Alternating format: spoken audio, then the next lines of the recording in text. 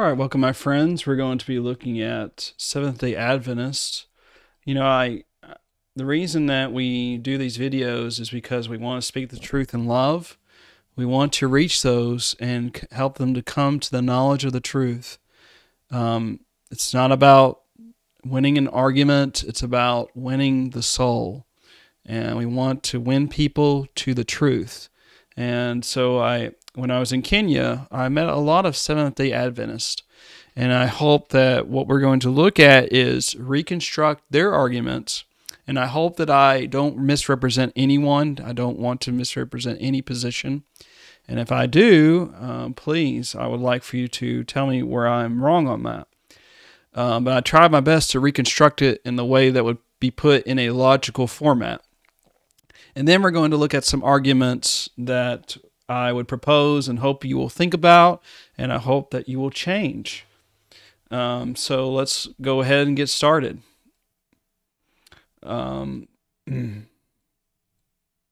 So here an SDA argument would have to be this, okay? And we're going to see that it's going to take several arguments to get to the main point that I want to make. So they would have to say this: if the Sabbath is enforced today, then there must be regulations which show us how to keep the Sabbath today, right? I mean, that seems to me logical. So they assert, that's why I'm saying they make the assumption, they're already assuming what they're trying to prove. They need to prove to us why the Sabbath is binding on us today. So let's just take it for granted, though, that the Sabbath is enforced today. Therefore, there must be regulations which show us how to keep the Sabbath today. Okay? I mean, I think, it would be in our best interest to know how to keep it. All right? So then we bring that conclusion of argument number one to the next premise in argument number two. So, if there must be regulations which show us how to keep the Sabbath today, and those regulations are found in the Old Testament, and there are no specific regulations given on how to keep the Sabbath in the New Testament, then we are bound by the regulations that are found in the Old Testament. That would seem to me be very logical, because if you're saying, hey, we're under the Sabbath today, is what they're saying. The New Testament, I have not found in any of all the 27 books there any specific instructions on how to keep the Sabbath day. So it's a self-evident truth. But we see that there are passages, and I mentioned them there, that there are some of those passages that give regulations. And I mean, if we're going to keep the Sabbath, then there must be some kind of specific regulations.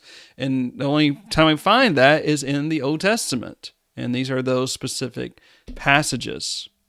Okay? Now that leads us to our next argument, which is the conclusion of argument number two. So if we're bound by the regulations that are found in the Old Testament, then we're bound by all these passages that mention these specific obligations of keeping the Sabbath. So they would say we are bound by the regulations that are found in the Old Testament. Therefore, we're bound by all these passages. Now, I would like to look at one of these, if you don't mind. I think it was Exodus 31, verse 14. Sorry. Exodus 31:14. Oh. Okay. There we go. Exodus 31:14. Yeah. You shall keep the Sabbath, therefore, for it is holy to you. Everyone who profanes it shall surely be put to death. For whoever does any work on it, that person shall be cut off from among his people. Work shall be done for 6 days, but the seventh is the Sabbath of rest, holy to the Lord. Whoever does any work on the Sabbath day, he shall surely be put to death. Therefore the children of Israel shall keep the Sabbath, to observe the Sabbath throughout their generations as a perpetual covenant. And then, if you don't mind, let's go to Numbers 15. Numbers 15. We will see that they actually carried out this law. Now, while the children of Israel were in the wilderness, they found a man gathering sticks on the Sabbath day. And those who found him gathering sticks brought him to Moses and Aaron and to all the congregation. They put him under guard because it had not been explained what should be done to him. Now notice this. Then the Lord said to Moses, "The man must surely be put to death. All the congregation shall stone him with stones outside the camp." So as the Lord commanded Moses, all the congregation brought him outside the camp and stoned him with stones, and he died. Do we not see that this man profaned the Sabbath? And we see that the Lord tells Moses that he is to be executed. So friends, here is what I'm trying to get at. I would wish that I'm glad they actually are. I'm glad they're not consistent, but shouldn't the SDA, Seventh-day Adventists, shouldn't they be consistent in using capital punishment on those who profane the Sabbath? To ask is to answer. And you need to tell us why it is that you're not using capital punishment today. All right, that leads us to their fourth argument. Notice I put this in a modus tollens, which means A, B, not B, therefore not A. Now, before I give what I think about this, I would like to ask a Seventh-day Adventist, who was the first pope, according to them, in the Roman Catholic Church? Who would that be? So I think that's because, technically speaking, I'm using this for the sake of argument. And I'm not saying that the Roman Catholic Church existed in the first century. It certainly did not. It started around 606 AD, okay? But I'm doing this for the sake of argument because they make the argument and say that the Pope changed from the Lord's Day, which was the Sabbath, to Sunday. They say that he made the change. So my argument would be to them, if a Roman Catholic Pope from the 1st century to the 6th century AD changed the day of worship from the Sabbath to Sunday, the first day of the week, then there ought to be historical evidence to support such a claim. But there is no historical evidence to support such a claim. Therefore, a Roman Catholic Pope from the 1st century AD to the 6th century AD did not change the day of worship from the Sabbath to Sunday. I would like for them to show to us historical proof of this, but I've been unable to find any that they give to us. All right, here's another argument that they would give to us. All right, let's read what the text says. So Exodus 31, 16, 17 says, "Therefore the children of Israel shall keep the Sabbath to observe the Sabbath throughout their generations as a perpetual covenant. It is signed between me and the children of Israel forever. For in 6 days the Lord made the heavens and the earth, and on the 7th day he rested and was refreshed." So here is how you would reconstruct their argument. The minor premise would have to be the Old Testament commandment of keeping the Sabbath is to be observed throughout their or your generations, or perpetual and forever. And then their conclusion would be, therefore, the Old Testament commandment of keeping the Sabbath is to be observed in a continuous manner. Well, friends, we can construct their major premise. It's unstated right now, but I can reconstruct it. And it can be reconstructed like this. All Old Testament commandments that are to be observed throughout their or your generations, perpetual and forever, are commandments to be observed in a continuous manner. That's what their argument would have to be. But there is a problem, friends. There's several problems, really. Number one, this always goes back to who is speaking, to whom is being spoken. We did that with the John 14 through 16 video, if you want to watch that. Notice it's speaking to the children of Israel, the nation of Israel. But we know, if you're a Seventh-day Adventist, we know that you're not consistent. You're not consistent because you need to not just keep the Sabbath, you need to keep all of the Old Testament laws. Why do we say that? Well, if you go to Galatians 5, 1 through 4, because they tried to keep circumcision, they needed to keep the whole law. And the same thing applies here. And we could fill in the blank, so to speak, the middle term, the Old Testament commandment of keeping the Passover, of the Old Testament commandment of, doing incense, the Old Testament commandment of Levitical priesthood, of making tassels, it's to be observed, because we can see in these verses here, it is night of solemn observance to the Lord for bringing them out of the land of Egypt. This is that night of the Lord, a solemn observance for all the children of Israel throughout their generations. You can see that, friends. But they're not consistent. They don't keep this. We could add even the burnt offerings, atonement, washing, first fruits. That's also, that phrase is found for them. But friends, if you're a Seventh-day Adventist, you know you don't keep these things. You just don't. You're not being consistent. We could also add Feast of Pentecost, Feast of Tabernacles. So, and I forgot to change that. Sorry. Let me change that real quick. My apologies. There. Okay. All right. So the next argument that they would have to make is this, and this is from George I. Butler, and he would say, he, Jesus, lived under all the ceremonies and observances of the law of Moses, the same as did the other Jews. Thus he was born under the law and subject to it. All his life he was careful not to break any of its provisions, and he never permitted his disciples to do it to the day of his death. Now, what would be his argument? Well, first of all, let's notice it is true. Jesus always kept the law of Moses. He was born under the law of Moses. He never sinned. Therefore, he didn't break any of the commandments of the law of Moses. So if I was to try to reconstruct his argument, it would be this. If Jesus kept all commandments of the law of Moses, and Jesus kept the Sabbath, the commandment of the law of Moses, then his conclusion would have to be, then we must keep the Sabbath, the commandment of the law of Moses. So you can see what I did was I changed from a hypothetical, that's an if-then argument, to a categorical. And categorical is the one that you could see there below.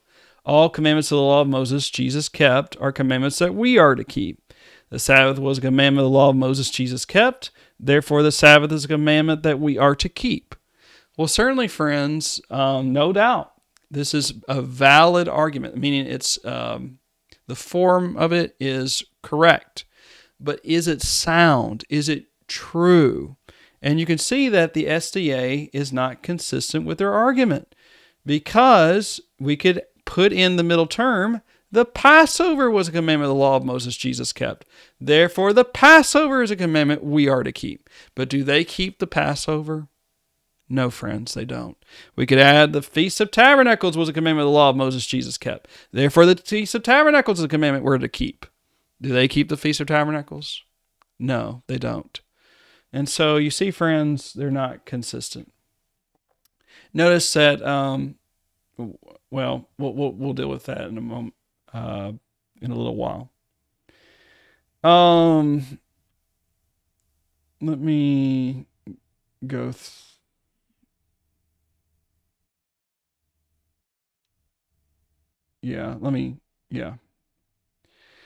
So let's think about this argument.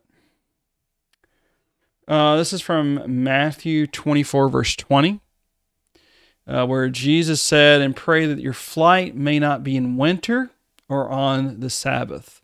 So they'll say, if the Sabbath continued to be observed by Jews, even Jewish Christians after the crucifixion of Jesus, then the Sabbath is to be continuously observed by us today. The Sabbath continued to be observed by Jews, even Jewish Christians after the crucifixion of Jesus, Therefore, the Sabbath is to be continuously observed by us today. And if you look at the context of Matthew 24, it is indeed talking about the destruction of Jerusalem in AD 70. So that was 40 years after the crucifixion of Jesus. Now, did the Sabbath continue to be observed by Jews? Yes, that is true. Did it even continue to be observed by Jewish Christians? I would have to argue, and I'm going to show this from Romans 14, that, well, let me just save that. I promise we'll unravel all this. I want to make sure that you understand what we need to talk about here. Notice that I did change this from a hypothetical into a categorical syllogism.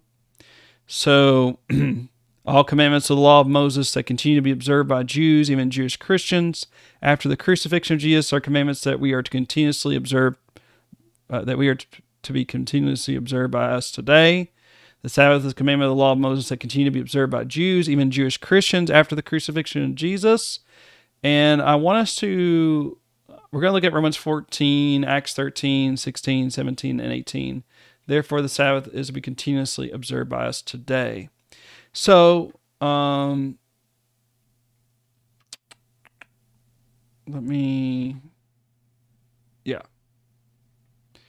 So let's look at Romans 14 for a moment because I want you to see something here.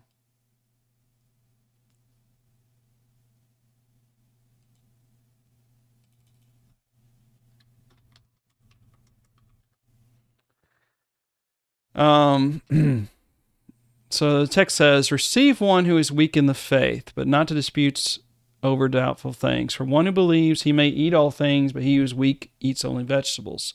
Let not him who eats despise him who does not eat, and let not him who does not eat judge him who eats, for God has received him.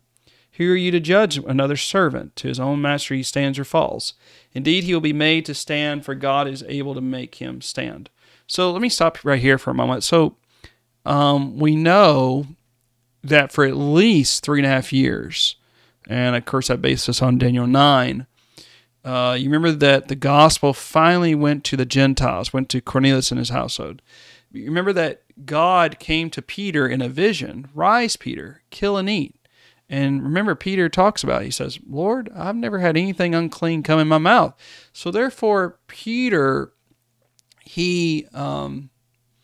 we know that he was keeping those food laws in Leviticus 11, right? Even I think what we see here is a time of transition going on. I mean, think about it, friends. You think about if you had been under the law of Moses for 1,400 years, and it was a divine system, it did come from God. How would you know that God was changing things?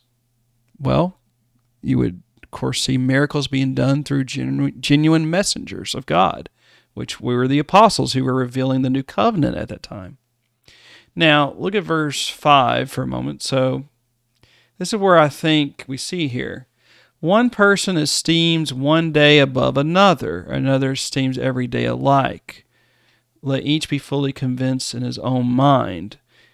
I think what you see here, there could have been a division between Jewish Christians and Gentile Christians. We know that Gentile Christians were told in Acts 15 that they are not to be under the law of Moses. They're not to be circumcised physically for salvation. But we also see Jewish Christians who, it seems, kept on keeping the law as an expedient sake, and sometimes we see it was done in order for the evangelistic outreach of Jews, like Acts 16, 1-3, for example, with Paul circumcising Timothy, who was half Jewish. So we see here it seems to be the case that some Jewish Christians were keeping the Sabbath day. Now, does that mean that we're to keep the Sabbath today? You find, let's see, Acts 13, 14. Acts 13:14. But when they departed from Perga, they came to Antioch and Pisidia, went into the synagogue on the Sabbath day, and sat down. And you'll see from Acts 13, even into Acts 17, they go on the Sabbath day into the Christians do, Jewish Christians go into on the Sabbath into the synagogues. Okay, so what's the point? What are we to say here? Okay, well, here's my points, friends, that we need to understand. One, Jewish Christians did not understand that God had changed the system for quite some time. I think we see this in Acts 10:11 with Peter and Cornelius' household. In Acts 15, we see that they had this conference, right? That no, the Gentiles did not have to keep the law of Moses. They were never under the law of Moses anyways. But so they did not have to keep the law of Moses. And then we see in Paul's letters, you see here, especially the book of Hebrews, that we're no longer under the old covenant. We're under the new covenant, my friends. Number two, the Holy Spirit revealed through his apostles and prophets that they were no longer under the old covenant system, even though it took the Jewish Christians some time to understand what I call this time of transition. And then some Jewish Christians continue to observe for their own conscience sake, as we see in Romans 14 and 15. But you got to remember, Matthew 24, verse 20 is in the context of Jesus prophesying about the destruction of Jerusalem in AD 70. The Jews who did not become Christians, they would have continued to observe the law of Moses. And therefore, on the Sabbath, they would have closed the city gates, as you see in Nehemiah 13, 19, and 20, which that would have been hard on if Christians, if they were still in the city of Jerusalem, because now the gates are shut. They can't get out. They can't escape the city. So pray you don't be on the Sabbath, or that your flight may not be on the Sabbath, nor in the winter, because it gets cold, right? So that's something that we need to recognize.